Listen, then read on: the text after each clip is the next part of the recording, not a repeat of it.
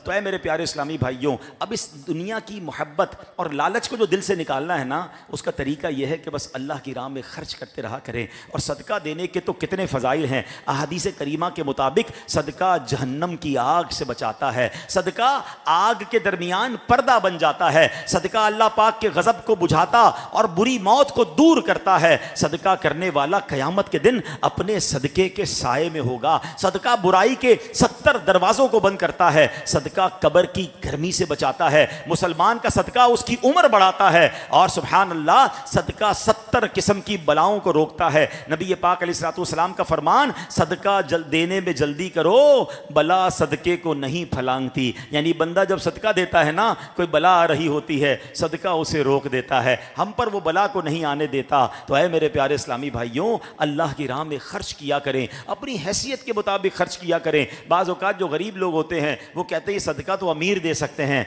नहीं, ये आपकी भूल है। हाँ, एक खजूर सदका करने वाले का भी सदका कबूल है, और बाज़ औक़ात वो खजूर जो है किसी के बाग से आगे बढ़ जाता है। एक बार नबी पाक अलैहिस्सलाम ने फरमाया, एक लाख से बढ़ गया, एक दिरहम 1 लाख दिरहम से बढ़ गया। हदीस पाक का खुलासा है।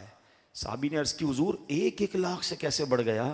फरमाया, एक शख्स आया जिसके पास लाखों थे, उसने उन लाखों में से 1 लाख सदका किया, और एक आया जिसके पास 2 ही थे, उसने उन 2 में से 1 सदका कर दिया। अब आप बताएं ना, 2 में से 1 देने वाला बड़ा सखी है या लाखों में से 1 लाख देने वाला बड़ा सखी है? अरे जिसके पास 2 थे उसने 1 दिया तो 50% दे दिया ना। सुभान अल्लाह। तो बारगाह इलाही में दिल देखा जाता है। तो अल्लाह की राह में खर्च करें, अपने गरीब रिश्तेदारों की मदद करें, अपने गरीब मुसलमानों की मदद करें, दुखियारे मुसलमानों को नवाजें। अल्लाह आपके माल में बरकत डाल देगा। और जिसको अल्लाह ने नवाजा है वो अपनी ज़कात पूरी निकालें, ज़कात का प्रॉपर हिसाब करें। इस बार सबने याद रखना है कि जो ज़कात देने वाले हैं उन्होंने दोबारा हिसाब करना पड़ेगा कि हम में से बहुत सौ की ज़कात में इजाफा हो चुका होगा। सोने के रेट, चांदी के रेट और दीगर बहुत चीज़ों के रेट बढ़े हैं। हमें देखना होगा कि हमारी ज़कात कितनी है। कुछ लोग लमसम ज़कात निकाल देते हैं, यार पिछले साल 5 लाख निकाली थी, चलो इस साल 6 लाख दे दो। नहीं, हिसाब करना होगा।